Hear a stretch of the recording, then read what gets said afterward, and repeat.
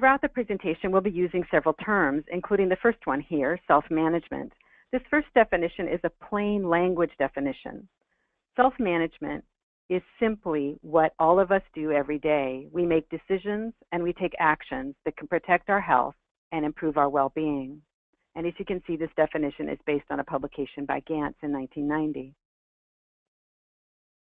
This definition of self-management is from the healthcare literature, and it's written by several people, with Adams being the lead writer, and it's one of the most often cited definitions. It's the one that is used in the BC publication Self-Management Support, a Healthcare Intervention, which was published in 2011. They've written that self-management relates to the tasks that an individual must undertake to live well with one or more chronic conditions. These tasks include gaining confidence to deal with medical management, role management, and emotional management. So this definition talks about self-management as tasks and states that the goal is to gain confidence to manage them. These three tasks of chronic illness self-management were first described by Corbin and Strauss in 1988 in their book, Unending Work and Care, Managing Chronic Illness at Home. Corbin and Strauss interviewed people living with chronic illness, and in their qualitative study, they were able to group what the patient said into these three tasks. We're going to look at each in more detail.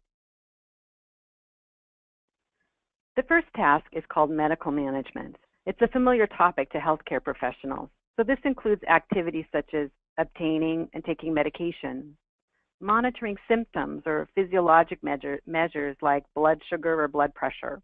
It includes things like attending appointments or maybe making changes to weight, thinking about eating habits and physical activity. So medical management is the first task that the patients talked about in the Corbin and Strauss's study. The second task they talked about, they called role management.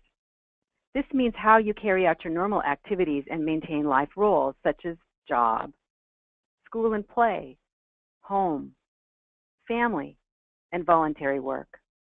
A newly diagnosed person might be wondering how they'll manage working night shift with diabetes, or how they'll play soccer and keep their asthma in control.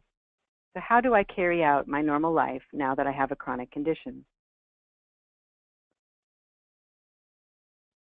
The third task is emotional management. This means dealing with the emotional impact of a diagnosis of a chronic condition. It could be anger, fear or depression, frustration, ambivalence, thoughts about a changed future. And the diagnosis can also change a person's relationship with others.